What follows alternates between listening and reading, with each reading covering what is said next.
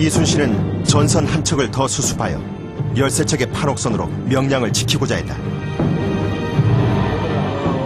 물살은 거셌다. 하루 2번 방향이 바뀌는 경류. 그러나 이순신은 불리한 조류의 방향을 역이용하여 적을 막고자 했다. 폭파하라!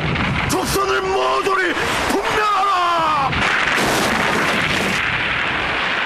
일본군은 승리를 의심치 않았다. 전투는 힘겨웠다. 이순신의 대장선을 제외한 나머지 조선 판옥선들은 싸울 엄두를 내지 못했다. 홀로 앞장서 싸우던 이순신. 그에게 다른 선택이 있을 수 없었다. 아니야, 내 칼에 죽겠느냐 아니면 싸우다 장수답게 죽겠느냐. 칼집에서 칼을 뽑아라. 그리고 칼집은 버려. 이순신의 분전에 조선 판옥선들이 전투에 참여하기 시작했다. 때맞춰 조류의 방향도 바뀌었다. 일본군은 30여 척의 전선을 잃고 후퇴했다. 조선 수군의 기적 같은 승리였다.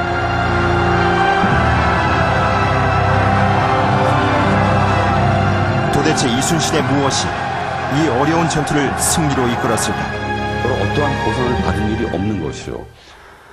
그리고 보상은커녕 자기가 만든 그 모든 군량이라든지 배 이런 걸 다 자기가 만들어서 나라에 헌납한 것이죠. 보상이라는 것은 아무것도 없는 그 통제사라는 직책이 물론 그분한테 내려진 영광이 딱 하나인데 그것은 그 군대를 통솔하기 위해서 어쩔 수 없는 것이죠. 그리고 어떠한 보상도 없었던 것이죠. 그러니까 12척의 배라도 그 사람들이 물론 일반적으로 이길 수가 있겠지만 12척이 이길 수 있는 기회가 100만 분제이든지 1000만 분제이든 게 하나이고 잡는다는 그게 리더들이 대단한 거 아닙니까? 그래서 그게 더 이순신 장군을 빛나는 영웅을 만드는 거 아닌가 하는 그런 생각도 나고요. 절체절명의 위기. 그 위기를 명량의 경류 위에서 극복한 이순신. 그것은 단 1%의 가능성도 놓치지 않는 과학적 전략의 승리였다.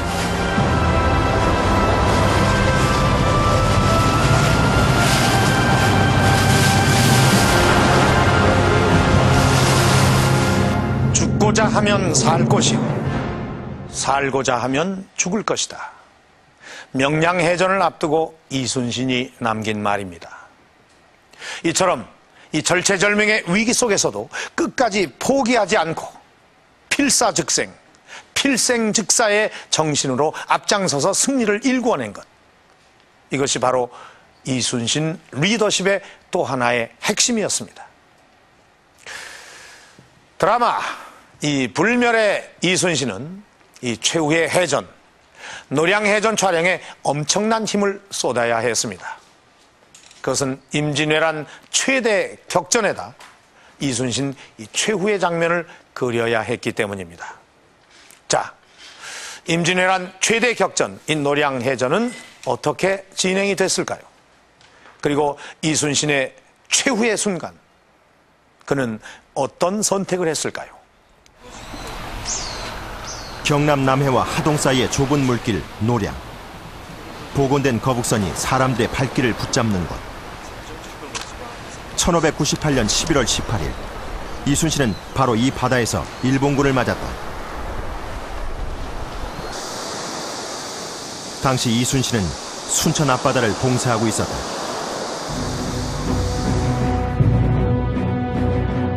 조선 수군의 포위대 순천 예교성에 고립된 고니시 유키나카를 구하기 위해 일본군이 몰려오자 이순신은 함대를 노량으로 집결시켰다.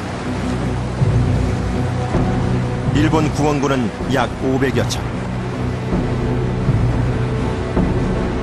각 지역에서 후퇴를 준비하던 전선들이 모두 모여들고 있었다.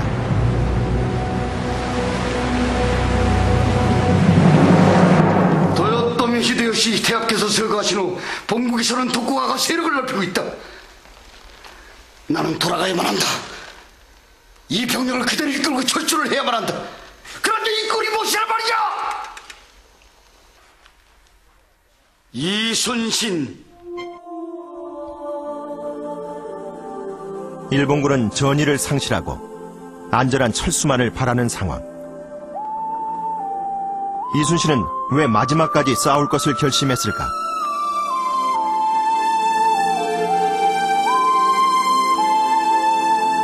노량에 나갈 때 그분이 총동원을 하잖아요. 자기 군사의 전체, 화약의 전체, 군량 및 전체를 싣고 나가죠, 배에다가.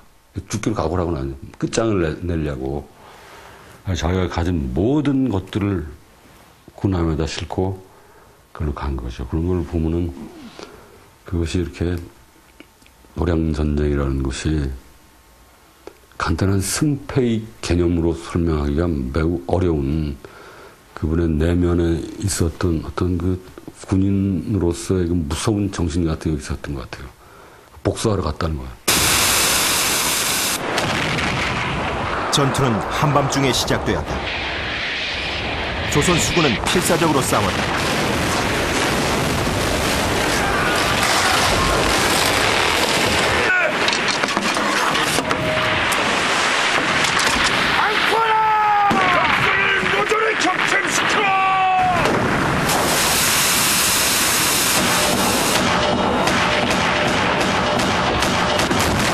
노량해전은 임진왜란 최대의 그리고 최후의 격전이었다.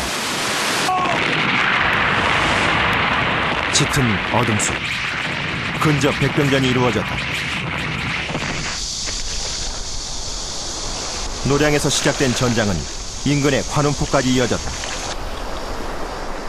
전세가 기울자 일본군은 퇴로를 찾아 관운포로 몰려들었다. 그러나 그곳은 육지로 막힌 막다른 곳이었다.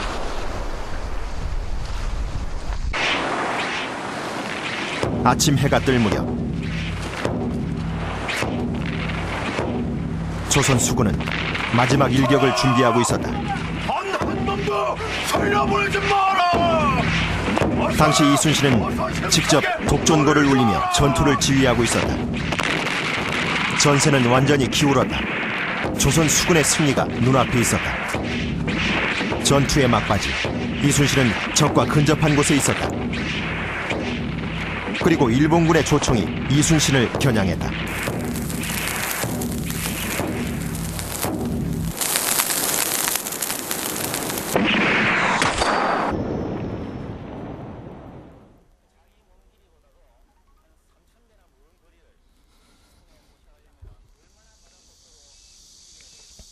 일악사, 이순신의 시신이 처음 무트로 오른 곳. 현파는 그의 죽음을 큰 별이 바다에 떨어졌다고 애석해하고 있다. 하지 않아도 될 싸움을 끝까지 포기하지 않았던 이순신. 이순신의 마지막 선택은 무엇이었을까? 그가 전투 당시 갑옷을 입지 않았다는 기록도 있다. 이 때문에 선조와의 갈등으로 스스로 죽음을 선택했다는 분석이 나오기도 했다. 으로는 이제 전사했다. 그리고 정사를 했고 나라에서 이제 그 공을 이제 높이 사고 뭐 이렇게 전사설이 역사적으로는 이제 제 정설이라고 생각을 합니다. 근데 이제 문학이나 뭐 드라마나 이렇게 예술 쪽에서는 그 사람이 이제 총에 맞아 죽었지만 실제로 이제 제2차 백의 종군을 하고 나서 그 전사하기까지의 그 이순신의 내면 풍경, 그 사람의 삶이 얼마나 고통스러웠고 그 고통을 이기기 위해서 또 어떻게 노력했고 뭐 이런 부분들이 굉장히 중요하죠. 그래서 그런 부분들까지 이렇게 아울러서 좀 문학적으로 이렇게 해석을